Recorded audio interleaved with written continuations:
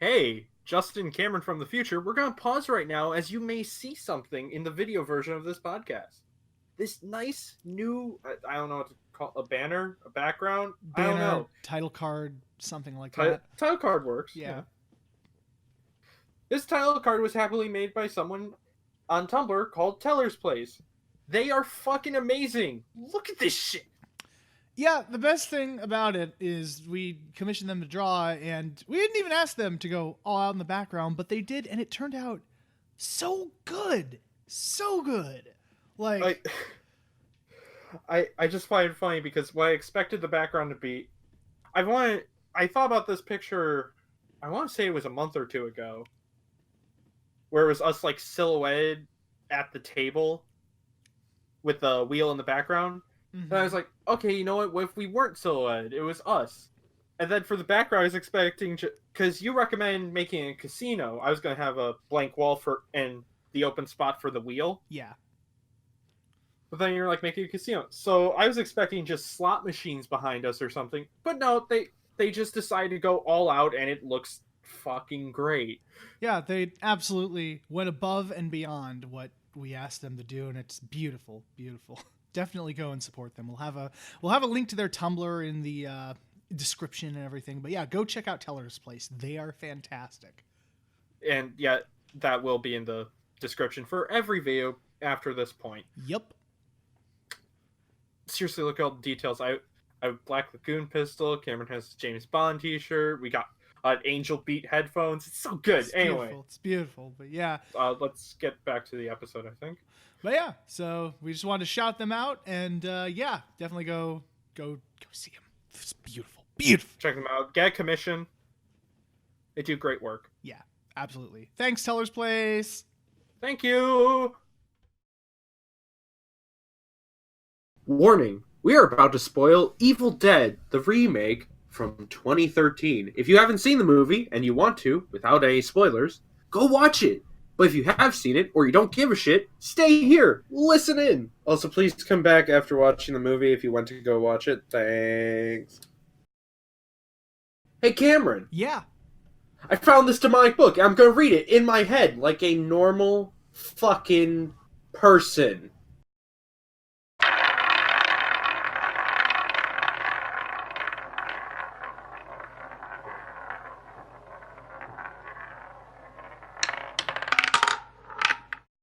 Seriously, fuck Nazis. Are we allowed to start the episode on fuck Nazis? You know what? Why not at this point?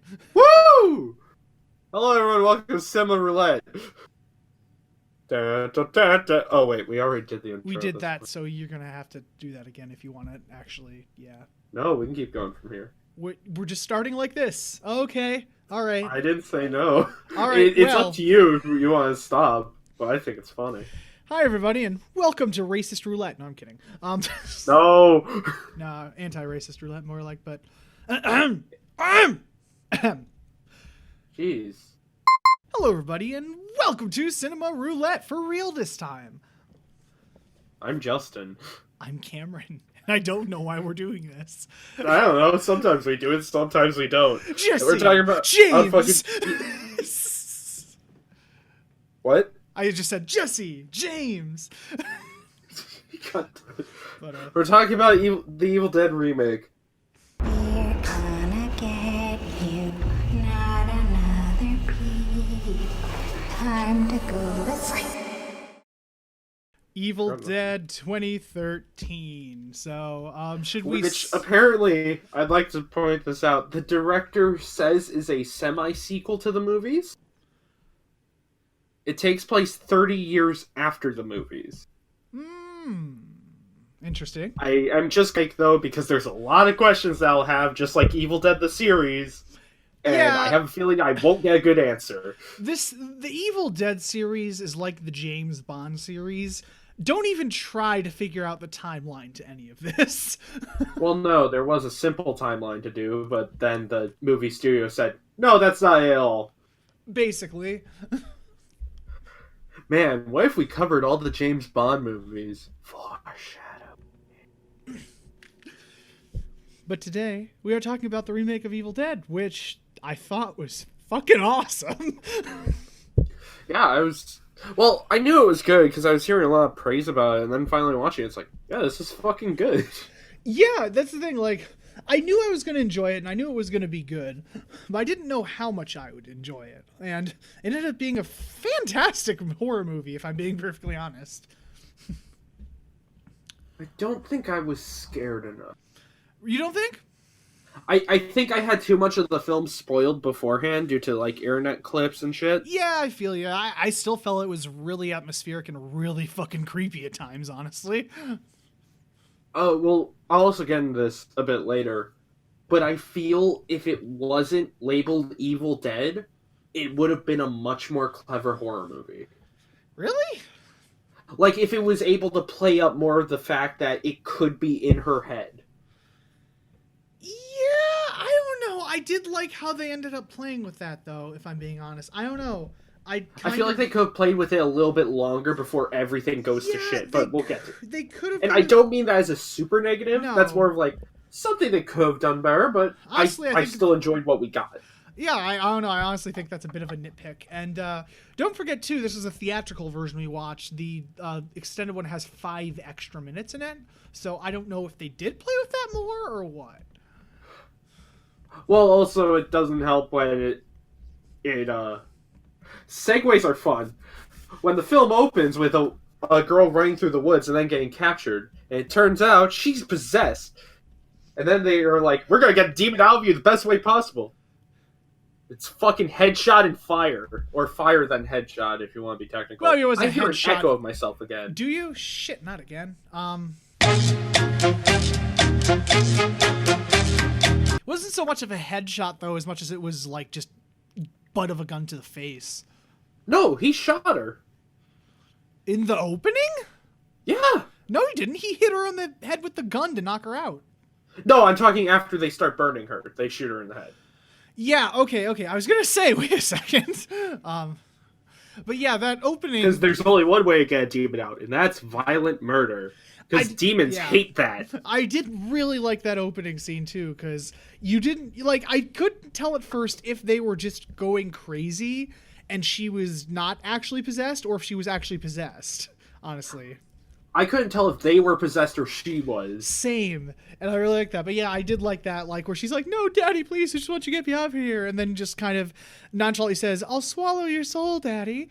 And then he kind of hesitates, and it just goes full-on Deadite, just, I'll swallow your soul, or whatever. Deadites suck at playing the long con. Like, right before they trick the person, they decide to go, I'm going to eat your soul. It's like, yeah, dude, you almost had it. I know. Yeah, because I think he was going to do it anyway, and like it's kind of like The Thing, where whenever they feel actually threatened, they kind of come out and lash out. Yeah.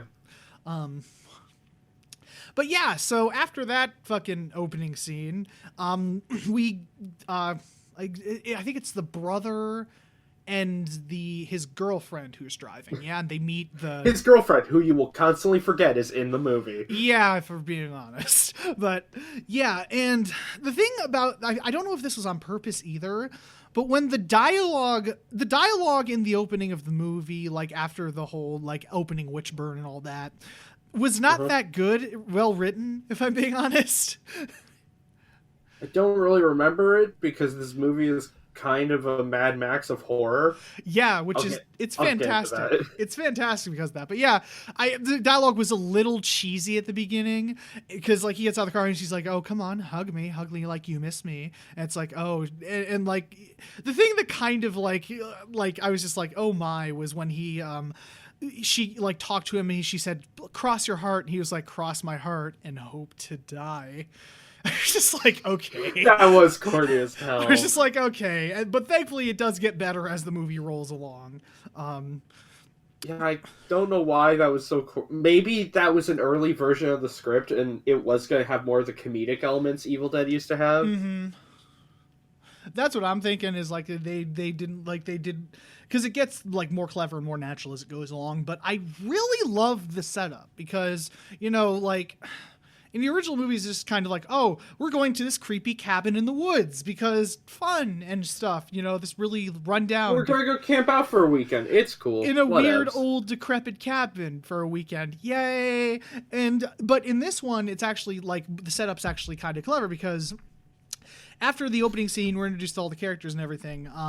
They're standing around a well, and she's like, "Okay, I'm going to make a commitment here." And at first, I didn't know if she was going to do, if she was like supposed to be into witchcraft or something, because I was just like, because in the opening they're like, "Oh, I thought you didn't believe in that shit." He's like, "I don't, but you do," or something. So I thought she was going to do something, and I was like, "Okay, are they out here to do a seance or something?" And they're like, "No, I'm going to get rid of this shit." And she pours, I think it's cocaine or heroin. No, it's heroin. Is it heroin? Pours heroin down the well and throws it there, and we find out that she was hopelessly addicted to heroin, and this is explained through the dialogue, which I found really clever. It's because he's basically a jock guy who has a girlfriend, and his sister's there, and then we find out that the other guy with the glasses, he's a teacher, he's a high school teacher or something, and they were friends at childhood. And the reason that they're out here is try to get her to detox, and to get off the stuff just straight up cold turkey. And I liked that too, just because it's like when she came in talking all this crazy shit, it made sense that they wouldn't believe her at first. Yeah, later on in the film, that becomes a really good reason for them to stay in the cabin. Mm-hmm. Instead of just like, oh no, those things are outside or whatever. For any horror movie, it's always like, let's just not try to leave, sort of thing. Yeah. For some reason. But this one, it's like, oh, she's probably lying to try and get home so she can do more heroin. Yeah. And the themes in this movie were pretty damn heavy of like drugs and like death and all that shit. And fucking being super fucking bitter that your brother didn't show up to your mother's deathbed. Yeah, that's what kind of got me, because because it was like his mother clearly suffered from like dementia or some kind of like degenerative disease or something.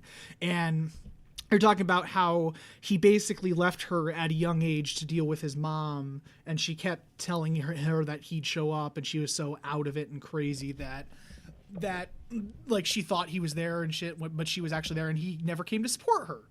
And yeah, I don't know where I was going with that, but like just that whole thing, and like, because they were arguing about it, and he was like, I should have been there for you, and she goes, maybe it was a blessing you didn't see her like that. And I was just like, fucking hell.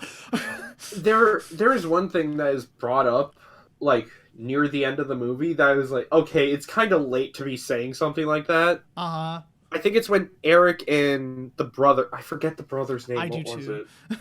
David? I think it was like Mark. David? What's it? I think it's David. Oh no, it's David. Yes, Yeah. It's David. David and Eric are trying to figure out how to solve this, and the only option the book says is basically kill his sister. Uh And then he's like, maybe she's just crazy. Our mother went crazy. And it's like, okay, you've had one of your friends try to cut her own face off. yeah. And your girlfriend chopped off her arm. This isn't just some I don't want to say schizophrenic. People get kind of mad. No, this it's isn't more just some insanity. Yeah. This isn't paranoia spraying everywhere. No, some shit is going down here, clearly. I mean, the demon book is literally saying everything that's happening. Yeah.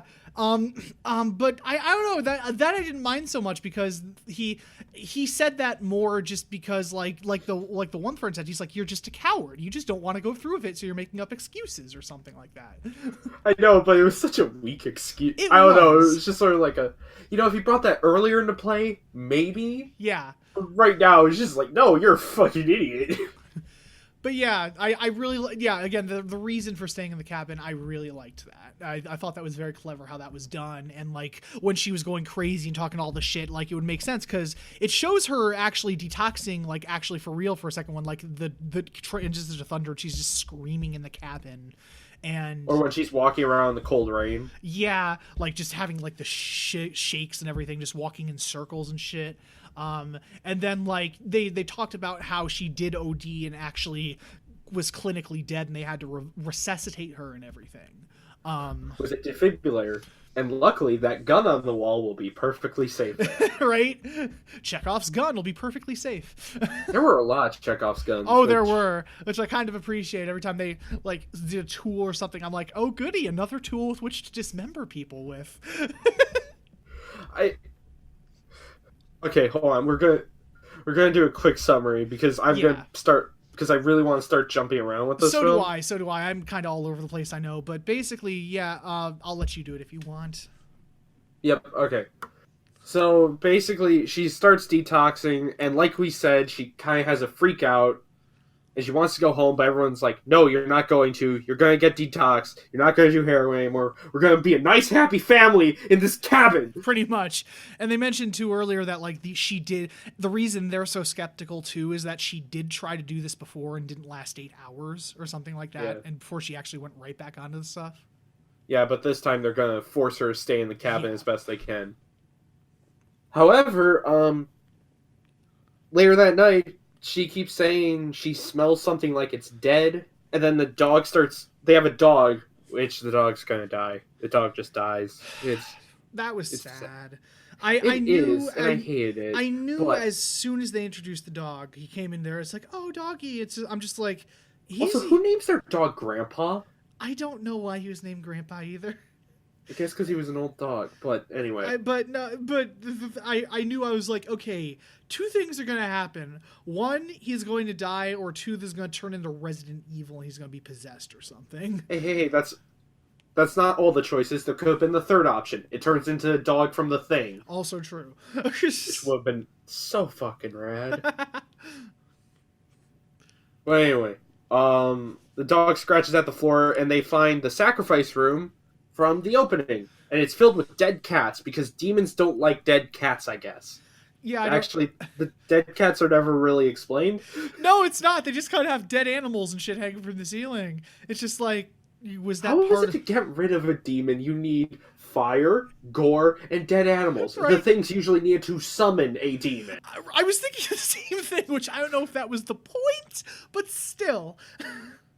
Yeah, whatever. You think you need a cross or holy... Anyway, there's some things that bother me in this movie, but it doesn't really change my rating. I can't think of much that bothered me, so go ahead with the Well, summary. bother as in the sense of nitpicking. Okay. Basically, cinema sins. Criticism. Big air quotes around criticism there. Are we leaving that in? We're just... I don't know. That's up to you. Let's say, should we just straight up take shots at CinemaSins? Oh, yeah, we can 100% do that. Who doesn't... If you actually care about movies, you don't like CinemaSins. It's just... I didn't know if that was a common thing or not. I don't really pay attention to CinemaSins or anyone talking about it. I guess usually people who like movies and can think for 10 seconds, yeah, they don't like CinemaSins. Okay, cool. Then Plus, they're down in popularity now. That's true. Okay, well, leave it in then. Go on. Fuck it. We've mentioned that guy with the glasses on here already, so... Also true. Fuck it.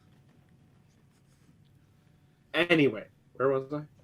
Yeah, they find dead bodies, and they also find a sawed-off shotgun, or boomstick, if you will, and a book that is wrapped up in a garbage bag and barbed wire, which fucking Eric thinks, hey, let me open this. Yeah, Mia, out of all people, she says you should have just left that shit in the basement. And I was thinking, like, yeah, minus the dead animals, you probably should have just left well enough alone.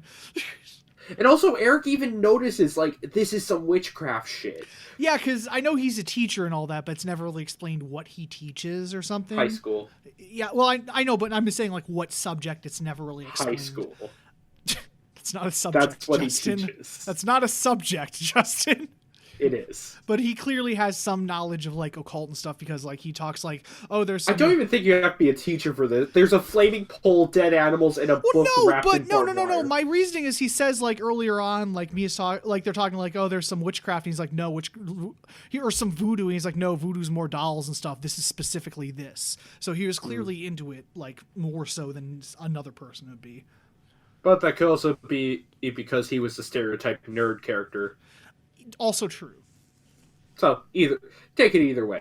But he then, in private, while everyone told him basically, you probably shouldn't have that, he decides to read it out loud? Well, he does, but he even goes a step further because like they blurred out, like they wrote like letters all over the actual text, like do not read this shit, and he has to actually take a thing and like do the thing where you like take the pencil. Yeah, because they scribbled out the words. Yeah, they scribbled out the words. So this dumbass actually takes a pencil and does it over the paper to actually read what the words say. And instead of just like looking at it, he reads them all out loud as he unscribbles them. Yeah, so... actually, the first two were just in the front of the book. You didn't even have to scribble. Yeah, true. Which you think they would have scribbled those ones out, but whatever. Yeah, it doesn't matter. Either way, he probably should have just not read it out loud. Yeah, you could read that in your head, dumbass. But I know this is the Evil Dead we're talking about, and it's basically tradition to have someone read the passage and unleash evil. But to be fair, in the first Evil Dead, I'm pretty sure someone asks, what does it say? Yes. In the second movie, they just find the tapes, and they're like, oh, what is this? What's on this thing? And they played it, and then he read it on tape. Yeah. And then I like in the TV show where he just gets high one day and accidentally reads that. Oh, we'll talk about that series at some point. It'll be great. But, yeah, so that summons the demon. That's the one difference from the other movies, is there's only one demon this time around, rather than multiple. Yeah, it's one demon kind of possessing and fucking with everybody. Yeah. Oh, God. There's one scene I want to talk about, but I'll quickly finish the summary. But demons start to come in. Fucking Mia sees the demon and tries to run away, but everyone's like, oh, you're just being high and trying to get home. Or you want to get high. Yeah, because she actually ends up stealing the car, driving it away, and then accidentally runs it into the lake. Yeah, runs it into the lake because scary ghost person was in the middle of the road and they had drive-off cliche. Yep. And then she gets infected by the ghost and starts infecting everyone in the cabin. And then it's a fight for survival till dawn. Yep. Just okay. Where the demon just jumps all around. Seen an Evil Dead movie at least once? Yeah. Are you going to mention the fake out at the end or save it for another time? Which fake? Actually, I felt that was cheating. That was so cheating. Yeah, I was kind of fine with it though, because I could see why people would think that it was the end, because they played up it like, and I knew. Well, no, I'm talking cheating when the Okay, there was one other thing. They read in the book that there is basically the devil or some sort of horror demon that needs 5 souls to come through. Yeah. But they save Mia's soul at the end, so that means there's only 4 people who were taken, unless we're counting the dog's soul. I guess not, but then, yeah, like they played up like it's okay, but I knew something was going to happen as soon as he said, wait here, I'll go grab the keys. I was like, oh, even if I didn't know the ending, I just knew. Yeah. Like, as soon as he stopped to look at the picture, it's like, oh, there's someone fucking behind you, isn't there? Yeah, it was because whenever someone says, wait here, I'll go get blank, or I'll be right back, it's like, oh. I'll be right back. It's like, oh, come on, I knew he was going to die as soon as that happened. Even if I hadn't had it. In a super rad way. Yeah, he goes out fucking swinging. I guess I'll cap that up, so.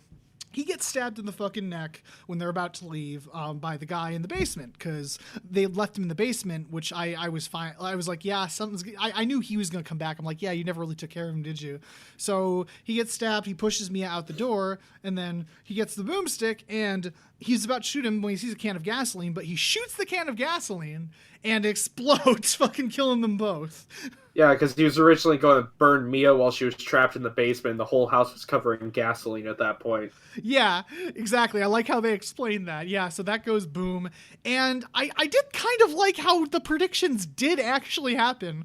Like, because everyone dies, but that means that those 2 souls were taken. And so, like it said earlier, like the sky will then like tear open and start bleeding again. And it starts raining blood, inserts obligatory Slayer joke. And then fucking the accursed one or something like that rises from the grounds and tries to kill her. And Mia And ends then up, it turns out to be way easier to defeat the big demon from hell than you'd expect. yeah, and it goes out in a fucking awesome way. Should we wait to talk about that? Because we pretty much done summary. We're jumping around at this point. I know, but I want to like after this I was gonna get into it. So Okay, we can save it for later. yeah, because we're gonna talk about that eventually. Because that was fucking rad as shit. Let's talk about since there's a lot good in this movie. Let's talk about the one big negative. Okay. His girlfriend is so pointless as a person. Yeah, she was just kind of there, honestly, to be another soul to take. She didn't... Tell me, what was her name? I don't know, exactly. I swear, at one point, he almost says Beth as her name. I'd have to actually look up the cast list to actually see. It's Natalie. Her name is Natalie. Okay, yeah. I looked it up because I was very convinced that David also voiced Ethan from RE7 because their voices are very similar. They are incredibly similar, yes. And even have someone who's close to them named Mia who gets possessed. Yeah. Fucking love it. It's such a weird parallel. It really is. But yeah, I expected her to die first with how little line she had. Yeah, because that's the thing. I didn't really I didn't get why she was there, and I know like they're all childhood friends or whatever. Well, actually, no, she was his girlfriend. Yeah. Yeah, that's the only reason she came. That's the only reason she came. And the thing is, I understood why everyone was there except her because, fucking David was there. And because it was his sister trying to help, and the nerd teacher guy was there because he was also friends for a while, and he wants to help them out. And the other chick was there because she was a nurse and she could help out. And a friend. And yeah, she was a friend and a nurse, so she could help if something went wrong. So I understood why all of them were there. But yeah, the girlfriend kind of had no reason to be there other than just more fodder to be taken care of. Except for she is also part of probably my favorite scene if we're not counting the ending. You're talking about the hand scene, or when fucking possessed Mia is like, don't chop it off, don't chop it off. Yeah, don't chop it off, you fucking bitch. She's just such a little kid, like no. Yeah. I did like how they kept that about the Deadites with kind of their like whole teasing like type thing. Yeah, but I like how she's just like, don't chop it off. Don't chop it off, you fucking bitch. No, don't chop it off. And Natalie is like, I will have a point, and then chops her arm off. Yeah. Any other negative? That was so fucking gross. Oh, it was. Any other negatives you can think about off the top of your head, or like any other nitpicks? What you have? Besides those nitpicks, I'll probably think of some more nitpicks. But again, anything that I'll say is a nitpick usually means nothing. It's just sort of one of those things you think of after a movie. It's like, oh yeah, that doesn't make much sense if you think about it. Yeah, if you're thinking about it during the movie, then it's probably a bad movie. But if you're thinking about I did question like later in the film, like, wait, why were the cats down there? Yeah. But it was such a minor thing. It wasn't like a major plot point or anything. It was such a minor thing that you're like, well, technically it was a major plot point so they could smell that. Yeah, so they could discover it and all that, but still. There was no reason to kill the dog. That was sad. I knew that was going to happen. I'm like, why? Why another movie where you kill animals? I don't want this. I know. I don't like dogs dying. No. I love how we're going right now. Praise the fucking gore and people dying violently. Yet we're mad that a dog died, and we didn't even see it happen in the movie. No. All he does is like pull the dog out from a little cubby hole, and it's bleeding. You don't even see like any marks or anything. No, you saw like the top of it. You saw the top of the head kind of split open. I didn't notice it. Yeah. But it's still like there's not much of a zoom in or anything. They don't linger on it. Yeah. It's just like, dude, I care about dogs. So do I. Who does? If you don't, you're a terrible person. But even Hitler cared about his dog. Just remember that. Fucking dog haters. Fuck you. Anyway, but yeah, actually, that was what I was going to segue into next. Let's talk about how amazing the gore was, because this movie, if you read about it, there were there was little to no, there was no CGI in it, basically. Like, the only bit that I kind of caught was at the opening when she was burning and her face was all burnt and shit. Oh yeah, she clearly turned CG. Had some I think CG there was a on bit of CG when I forget the nurse's name. Oh, when she like it showed her teeth when her face was when she her fucking mouth probably a bit, but there was little to no CG in the film. There's like 0.5% of the film had CG or something like that. Yeah, even when David buries Mia, he actually buried her. I gathered that. That's why he's panicking so much to dig her up, because she was actually under there. They kept her under there? I think she had a mask or something to breathe. Well, yeah, but I'm saying they kept her under there for when he's panicking to dig her up? Yeah. I didn't know that. I was... Oh, yeah, she was completely under there. I didn't know they kept her under there. Here's a fun game to play with everything Evil Dead. How close did we get to killing an actor? Because in the originals, Bruce Campbell is famously like spoken out about how there were a lot of times people did almost actually die. Oh, that happened in Evil Dead 2? I'm sure in Army of Darkness someone almost fell off a cliff or something. Yeah. And what was Bruce Campbell that said that, like, when he talked about the TV show and then talked about people dying, he was just like, maybe this isn't such a good idea in hindsight. Yeah, it was before season 1 came out. He was doing an interview with fucking someone, I forget who, and they bring up all the accidents that happened on set. All of a sudden, he starts listing them off, and you see his face change, and he just goes, as I talk to you, I'm starting to realize this may not be a good idea. I think this was even before shooting started. It was like just after the show was announced. Like when it was announced, like, we're making an Evil Dead TV show and everyone's coming back. It's fucking awesome. And then no one will watch it except for 2 assholes in the Midwest. Again, we'll talk about that show at some point. It's on the wheel. It is. Go ahead and check the Gravity Falls episode again. But yeah, I know Justin especially is pretty desensitized to gore, and I've always I super am. I've been desensitized to gore for a long, like, I was the same way. I grew up on action movies and horror movies because my dad has always loved action movies, and I watched those with him a lot. And then I also just actively hate people. But then I checked out horror movies when I was a teenager or young or whatever, and yeah, that's when I kind of like loved it too. But yeah, God, there were scenes where I was cringing so hard in this. Like when fucking Eric has to pull the needle out from below his eye. That made me cringe super hard when that made me cringe, like, oh, it just keeps coming out, and I was just like, ah.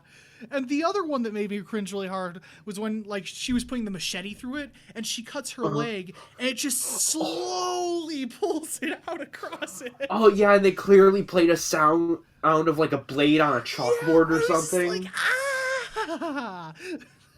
Also, when the nurse was carving out her mouth, you can hear it. You can hear the blade scraping against her teeth. Did you have headphones on when you were wearing that, or would you watch it through speakers? I watched it through speakers. Because in the head, I watch headphones like that, and I don't have headphones. I know, but I'm saying, like, when that scene happened and he was going into the room slowly looking for her and all that, like, you knew this was going to be really fucked up because they showed her reflection in the mirror as foreshadowing and shit. And also in the book it showed, like, she chops off her fucking face. But it was, as soon as he opened the door and was walking slowly into it, in my right ear, all I heard was just, scraping of teeth and kind of just like the flesh, like the sound of the knife tearing through the flesh, and it was just in my right ear, and I was like, I don't like it. Stop. Again, if you want to get me to squirm, it's not that you have to show me buckets and buckets of blood. It's you have to show me something very tiny and quick and painful. Yeah. That's why one of the few things that can make me cringe is kills in Assassin's Creed. Because there's some of them... Because that game is a T, I'm pretty sure. No, I think it's M, actually. I think the first one was T. Hold on, I'll double check. It's right here. No, it was M. Yeah. Okay, but there's not much blood in it. But in Assassin's Creed 1, you get something where you shove the hidden blade below their chin, and then you punch them off the knife. Oh, yeah! Oh, I forgot about that. Even though it's not showing that, in my head makes it so much worse. Yeah, honestly. But yeah, stuff like that makes me cringe. Or later in the film when Mia gets her hand stuck under a truck and she slowly pulls it off and you see the tendons and the veins. Oh, that happened too when like the girlfriend cut her arm off, like the arm was just dangling there and it showed it like stretching and then falling to the ground. I was like, oh god. Oh, it was so painful to watch. Man. Yeah, there aren't many movies that have got, or when she had the knife against her tongue and cut her tongue in half. I thought that was kind of rad. That honestly. was, but still, I was just like, eh. But yeah, I guess I didn't mind as much there because I was like, oh, okay, you're a demon, you don't feel pain, who cares? But still, actually, speaking of that scene, going back to how pointless Natalie was, how she fucking uses the box skirt, just like, get away. Get away. Yeah. Just slowly. It's not even like a quick slash, like panicking. It's more of just like a. She just holds it there. Well, no, she kind of does like a drunken with her arms. Yeah. If you can add, if in your mind, because this is an audio podcast, you can add movement to the sound of. That's what it was. Whatever you're thinking of is basically what it was. Unless you're thinking of a sad hand job, then no, it's not that. God damn it. Now someone's rewinding it, hearing that side gag, going like, oh, I can see where he's coming from. Oh, fuck yeah. Oh, this got weird, man. We should get back. Oh, talking about all this gore and then masturbate. Yep, we're Americans, all right. We just like sex, gore, and guns. Don't forget the burgers. Lots and lots of burgers. No, just barbecue. Oh yeah, the BBQ. But yeah, fuck yeah. Bloods, boobs, and queers. Actually, some of us don't like that last part, and those people are idiots. Yup. Anyway. Exactly. But yeah, no, I love the practical effects in this movie. It was super impressive how they were done. Super impressive where you almost kill your main lead. What, you mean when they buried her? Twice. Well, she was also almost crushed by the truck, if I remember correctly. Really? Damn. I didn't know. Safety. I thought that was more. You'd think that'd be more controlled, honestly. Yeah, but things can go fucking wrong. I know, but yeah, that truck so the reason that it looked like she was so close to being crushed is because she almost was crushed. Yeah. Fucking hell. Hey. But yeah, no, I did love that at the end where she was, she was like, she had her feet against the truck and was just slowly pulling her arm off. I was like, It just, chainsaws that motherfucker. That was awesome, because they go back to the classic Evil Dead thing of like having cool, sick-ass one-liners, because like it was, because she chopped off the demon's legs and it was kind of so it was crawling to her, and then the demon lifted the truck and almost crushed her with it and got her hand under it, and she was pulling out trying to get the chainsaw to reach the thing, and it says the threat like, oh, I'll kill you or something, and she's like, okay, I've had enough of this shit, and then just rips her fucking arm off. And no, it's like it's not it's a play on I'll swallow your soul. It is. I don't know exactly what it is, but I didn't specify actually for that one. But then, yeah, like she gets it up and it's like, I'll eat your soul or something like that. Let's just eat this motherfucker. Yeah. Through the head. And I was just like, yeah, that was awesome. I would say put the clip in there, but YouTube flags most videos that show it. So do they? Because it's too gory. Oh, that makes for sense. Advertisers. Well, it doesn't mean it's blocked. It just means I can't make ad revenue off it. I want Goober's fucking 3 cents. Thank you very much. Also true. Thank you, Goober, for supporting us. With 3 cents. Yeah, just all the effects in this movie are so fucking good. Fucking Eric takes so much shit. Yeah. Oh my god, he does. He gets stabbed by a mirror, stabbed multiple times by the needle, pulls the needle out. And then like he got stabbed through the chest with it, and they had to do backdoor surgery on him when they were like putting alcohol on to cleanse it and like pushing on it to stop it from bleeding, and he almost passes out. Got shot through the arm by a nail gun. Yeah, by the nail gun. Well, actually, the nail gun throws through his arm and back into his chest. Oh yeah, through both arms then, technically, because he blocks with the first arm and then tries to block his heart, which gets hit. Yeah, and then like he gets hit on the head with a. Oh no, his hand gets fucking split open. Remember? Oh yeah, it splits in two because the possessed girlfriend fucking hits him with a crowbar. Yeah, so she hits him, slices his arm open, hits him twice in the head, really fucking hard, before the guy finally shoots her fucking arm off, her other arm off. Yeah, and yet he still has the strength to come downstairs and save David. Yeah, he was a fucking trooper, man. Fucking don't underestimate.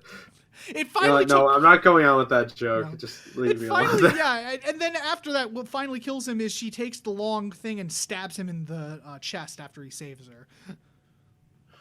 Just oh man, hell. Yeah, he did not go down without a fucking fight. Also, I'm not sure if this was on purpose, but I think David had a bit of Bruce Campbell's haircut from the first movie. That was probably on purpose. Probably. I know I think he's wearing a blue shirt most of the time, the which blue is what denim Bruce shirt. wore. Yeah, exactly. That was a tribute to it. Same with the car and bat. I actually really did like the little nods because they weren't too annoying. No, exactly. Like they did remake a lot of the scenes, but yeah, they weren't like really like, oh, wink wink at the camera about it. So I hate when remakes or adaptations do that, where it's just like, hey, fans, remember this scene? Yeah. No, wink. But they remake scenes and like add other things to it that make it really effective, which I thought was really well done. Yeah. And like I said, I did like how their motivations and everything for staying at the cabin were a lot more believable and well explained than the other movies. Well, okay, Evil Dead 2, to be fair, Ash does try to leave immediately, but the bridge is out. Yeah, which they do that in this movie too, where, the fucking shower scene where she scalds her fucking face. Yeah. Oh, yeah. Then that suddenly cured after she was buried. Yeah, but I was just like, because they showed like the skin hanging off and shit. I was just like, Yeah, she got 3rd-degree burns on her fucking body. Which, Jesus. I've got that on my ankle from working at a restaurant one time, so I know how that feels. So that was especially painful for me. Oh, yeah, that's right. That motherfucker stung for like 2 weeks straight, man. She's possessed at this point. It's like being drunk. Basically. You don't feel it till the church. What? Instead of till the morning till the church. I don't know. I tried. It made no sense, man. That's because churches are a free organization. Oh, here we go. Put like a little card. They don't take any money at all. Nope, we do. We're totally for profit. Non-profit. We're non-profit. We're totally non-profit, guys. Wink, wink, wink, wink. Yes, our priest owns a private jet. What do you want? Anyway, off topic. Man, we're getting uncharacteristically political in this. We need to stop. Gee, in this climate, I have no idea why. I know, but still. There was also something about the cabin that I'm not sure if it was just me or if it was on purpose, but it feels really big. Yeah. Yeah. Like every room, even though it's a cabin with maybe 2 bedrooms, a main room, and a kitchen, it felt...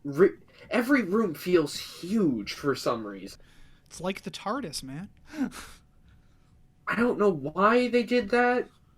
I don't know if that was the intention. I don't know, but I loved the atmosphere in this movie because the cinematography was gorgeous. I don't know. But yeah, you're right. It did have a very big feel to it. You're right. Yeah. But yeah, cinematography was especially well done as well. So it was. Actually, I don't know how to explain. I'm gonna call it the Sam Raimi cut. And that's when you do 2 quick cuts, yet there is like no kinetic energy between them. I'm talking about like when he's chaining up the basement door, those quick cuts where it doesn't feel like Yes. there's any movement between the cuts, almost. Like it's almost like a montage where it's like puts the thing down, this, that.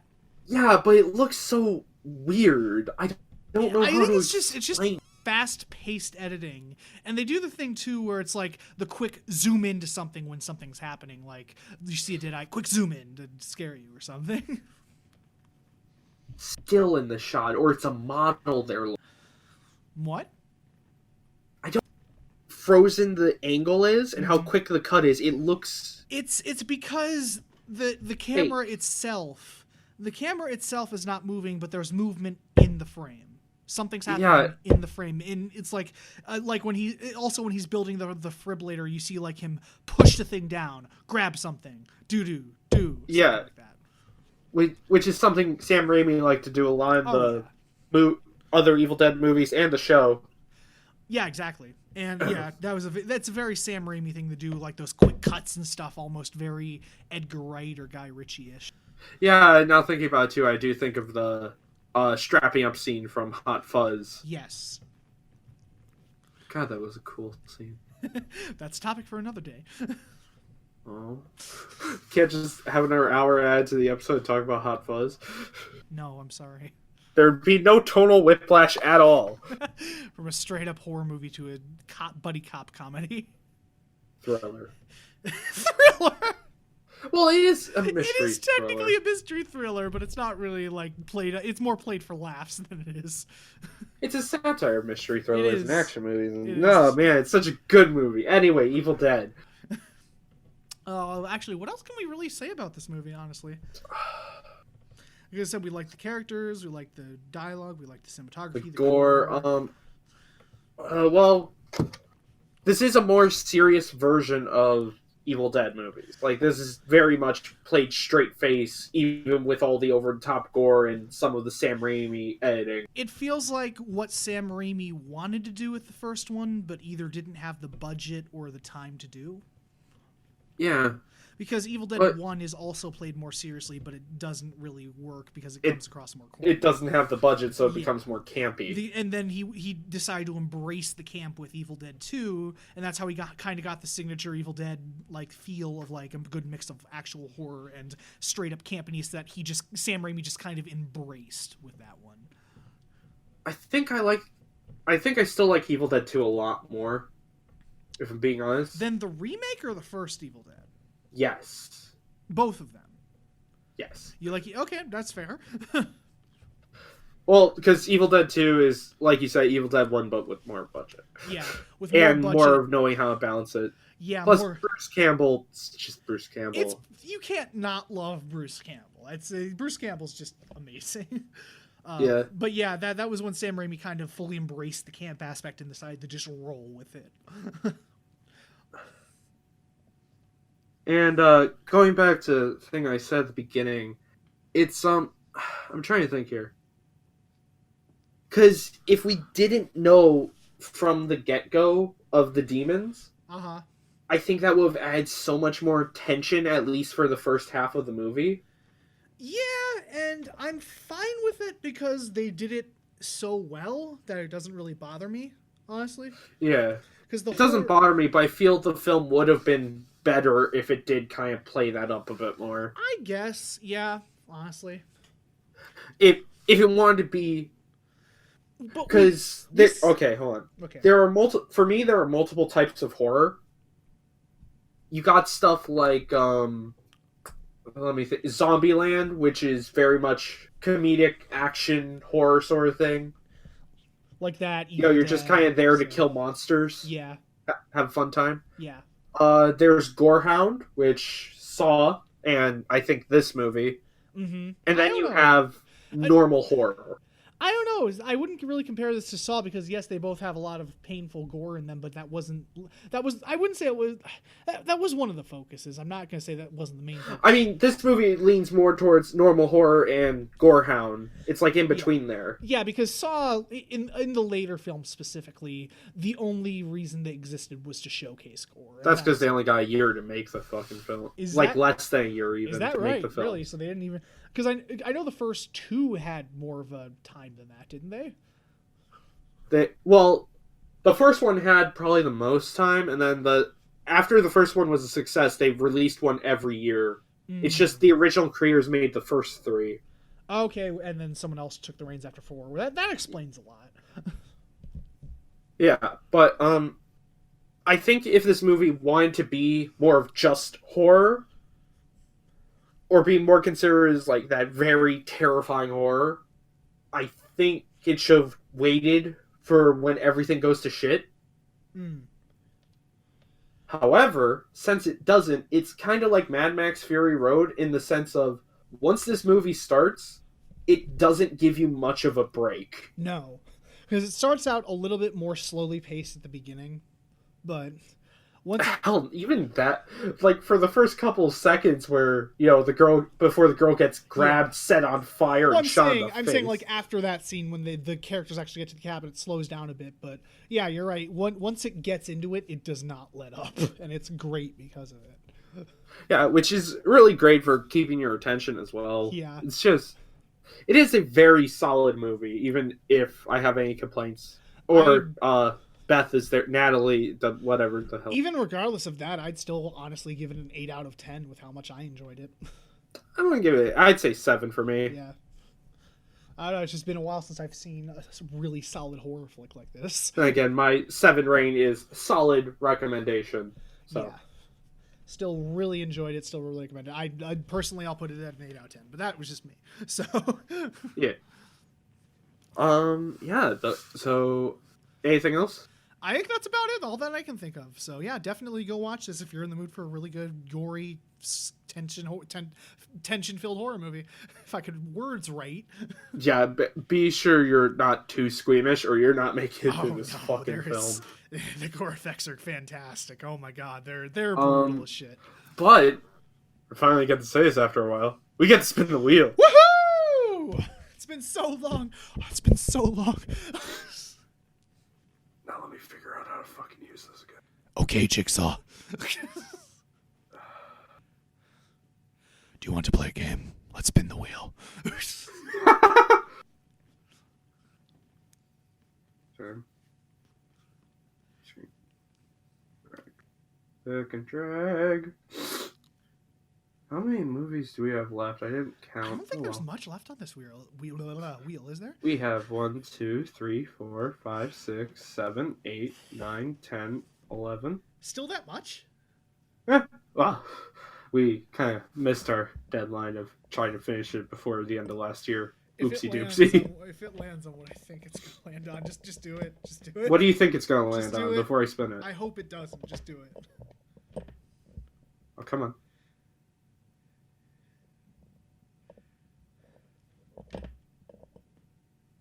Of fucking course it's one of Cameron's movies. We cannot watch a movie we've already seen. It's Vantage Point. We still haven't landed on one, really? We still haven't. It's Vantage Point, next film. Okay, one I've seen and you haven't. So that'll be interesting. Okay. Yeah, but we still haven't hit a single movie that we have both seen already. I was afraid it was going to land on Flatliners. That's not on there. We replaced it with Babadook. Oh, did we? Okay. Yeah. because that's right, because it wasn't out on home media at the time that I put it on. Yeah, because you talked about the wrong fucking one. That's hilarious. Okay. So, yeah, Vantage Point. Okay, so Vantage Point will be next. Just real quick on that, I watched this a long time ago when it first came out. It's literally been, I think, over a decade, because I think it came out in 2008, and I remember really enjoying it, but I'm not sure if it still holds up, because this was about the same time like the Bourne movies were really popular and shit, so... Okay. I don't know if it holds up, but I'm excited to revisit it, because the structure was very clever in how they did it. But it won't matter because next time, something I am loosely excited for, we get to start eating of the East. Hell yeah. But besides that, thank you for watching. I got nothing else to say. Thanks. Okay, bye. Fuck off.